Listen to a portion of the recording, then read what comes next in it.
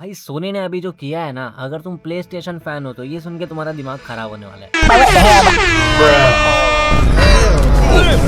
Physical games की पूरी तरह लंका लग चुकी है। एंड सबसे फनी पार्ट कि इस न्यूज के बाद पिज्जा कंपनीज तक सोनी को ट्रोल कर रही हैं। चलो पूरा सीन बताता हूँ। तो ये हेलो फ्लिशकार्ट आर्मी की हालचाल सब बढ़िया है ना। और आज की वीडियो थोड़ी सी स्पाइसी होने वाली है क्योंकि गेमिंग इंडस्ट्री में जो ड्रामा चल रहा है वो एक्सप्लोड हो गया है। तो वीडियो एंड तक देखना क्योंकि एंड में जो चीज है वो तुम्हें शॉक कर देगी। तो कहानी शुरू होती है GTA 6 से। हम सबको ही पता है कि GTA 6 के फिजिकल वर्जन में कोई डिस्क नहीं होने वाली। मैंने इसके ऊपर एक वीडियो डिटेल में बनाई भी थी, तो अगर तुमने वो नहीं देखी तो आई बटन पे लिंक आ रहा होगा, जाके देख लो, फिर ये वीडियो देख लेना। तो GTA 6 के फिजिकल वर्जन में जब डिस्क नहीं आई तो लोगों को ये लगा कि हो सकता है अभी GTA 6 पायरेसी या फिर लीक्स से बचने के लिए GTA 6 की डिस्क नहीं निकाल रहा है। एंड थोड़े टाइम के बाद GTA 6 की डिस्क आ जाएगी, मे बी जब PC वर्जन रिलीज हो या जब कुछ और हो। बट कुछ फैंस को ऐसा भी लगने लगा था कि यहाँ से शुरुआत हो गई है फिजिकल गेम्स के अंत की। एंड वो चीज अब कंफर्म कर दी है सोनी ने विद द ऑफिशियल स्टेटमेंट कि 2028 के जनवरी तक प्ले स्टेशन कंसोल्स के लिए कोई भी नया गेम फिजिकल डिस्क पे नहीं आएगा। मतलब जो भी नया गेम लॉन्च होगा उसके बाद सिर्फ डिजिटल डाउनलोड ही ऑप्शन होगा। PS स्टोर से बाय करो या फिर रिटेलर से एक कोड इन बॉक्स मिलेगा जैसे GTA 6 का मिलता है, और वही ला के तुम डाल दो एंड फिर वही हो जाएगा। मतलब तुम्हारे प्ले स्टेशन में वो गेम आ जाएगा।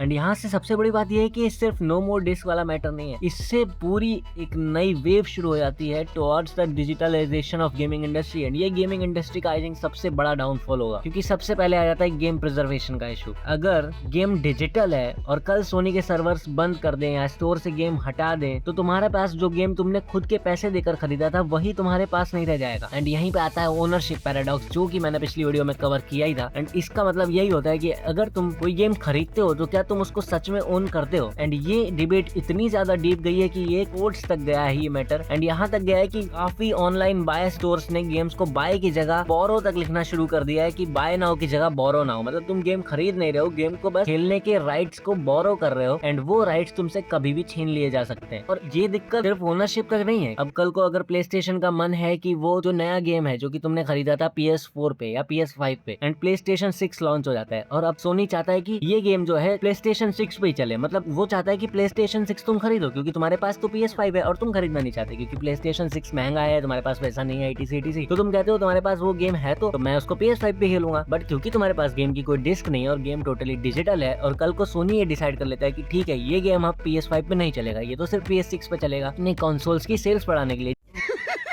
पैसा ही पैसा होगा। जैसे कि GTA 6 का एग्जांपल ले लो, आज वो PS5 पे चल रहा है, तुमने डिजिटली उसे खरीद लिया, कल को सोनी PS6 लॉन्च करता है और कहता है PS6 पे ही GTA 6 बहुत अच्छा चलता है, PS5 पे लैग करता है, तो हम लोग GTA 6 PS5 से हटा रहे हैं, तुम्हारे पास जो गेम है वो PS6 पे चलेगा तो अब PS6 खरीदो। अब ये चीज इतनी बड़ी दिक्कत दे देती है कि तुमने जो गेम PS5 पे खरीदा और खेला, कल को तुम्हारे पास उसी की ओनरशिप नहीं रह गई। अब मतलब तुम वो गेम PS5 पे खेल ही नहीं सकते, अब उसको खेलने के लिए तुम्हें PS6 खरीदना पड़ेगा। जोर जोर से बोल के लोगों को स्कीमें बता दे।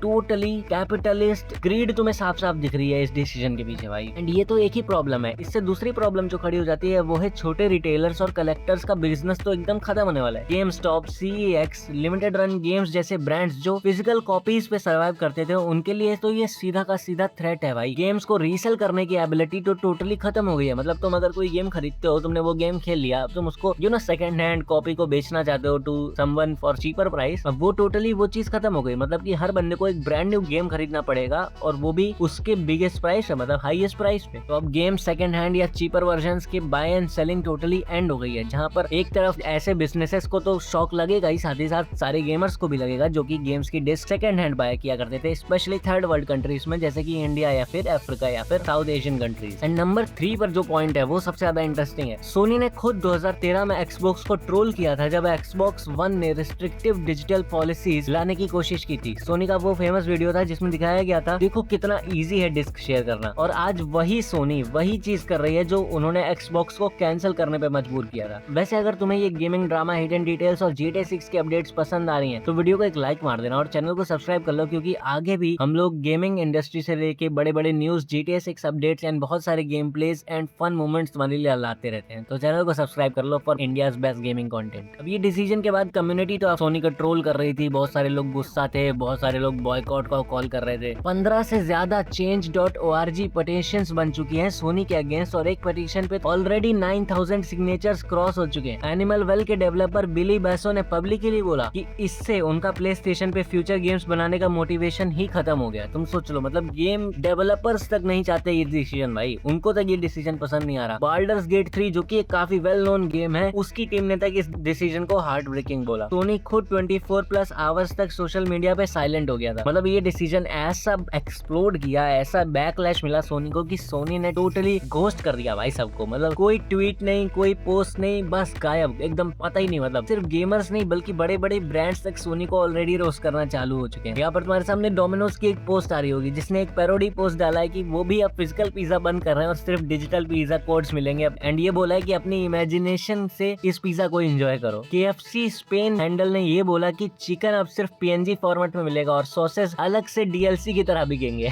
गेम स्टॉप ने तक रिप्लाई किया कि वो जब तक डिस्क बेचना बंद नहीं करेंगे जब तक उन्हें हाथों से डिस्क छीन न ली जाए। क्लियर रिटेलिएशन दिखा रहा है game stop. Big win to game stop भाई, W लिख दो इसी बात पे कमेंट्स में। कुछ इंडस्ट्री इनसाइडर्स का तो ये मानना है कि ये डिसीजन एक्चुअली PS6 के लिए प्रिपेयर किया जा रहा है। मतलब पॉसिबल है कि अगला PlayStation console disc drive support ही ना करे। कुछ लोग ये भी कह रहे हैं कि अगर बैकलैश इतना ज्यादा रहा तो Xbox इस मोमेंट को कैश इन कर सकता है अपने फिजिकल सपोर्ट अनाउंस करके, बिल्कुल वैसे जैसे सोनी ने 2013 में Xbox को सरप्राइज किया था। तो तुम्हें क्या लगता है, क्या डिजिटल ओनली फ्यूचर गेमिंग के लिए अच्छा है या सिर्फ कंपनीज को एक और तरीका मिल रहा है अपना कंट्रोल तुम्हारे ऊपर बढ़ाने का और पैसा ज्यादा छापने का? कमेंट्स में जरूर बताना। अगर ये वीडियो तुम्हें यूजफुल लगा तो एक लाइक कर देना यार, तुम्हारा एक लाइक मुझे अगली वीडियो बनाने के लिए 1000 गुना ज्यादा मोटिवेशन देता है। और सब्सक्राइब कर लो for future GTA 6 news, PlayStation news, gaming industry news and game plays and fun moments के लिए। हम लोग बीच बीच में लाइव स्ट्रीम्स भी करते रहते हैं जहाँ पे सब लोग बैठ के बहुत चिल एंड एंजॉय करते हैं। बाकी अगर तुम्हें नहीं पता है कि GTA 6 ने अभी अभी बहुत सारे स्क्रीनशॉट्स लॉन्च किए थे जिसमें ऐसे ऐसे हिडन डिटेल्स हैं जिनको देख के तुम्हारा दिमाग फट जाएगा। तो सामने आ रही वीडियो पे क्लिक कर दो, चैनल का लोगो आ रहा होगा, जाके सब्सक्राइब कर लो। बाकी मिलते हैं अगली वीडियो में, तब तक के लिए सायोनारा और